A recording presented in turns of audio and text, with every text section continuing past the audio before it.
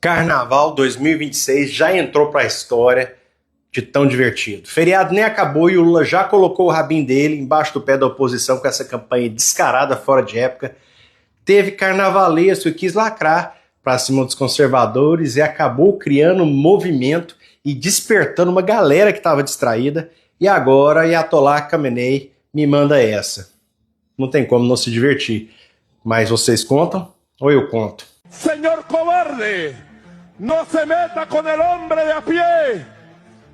Venga por mí. Aquí lo espero en Miraflores. No se tarde en llegar, cobarde.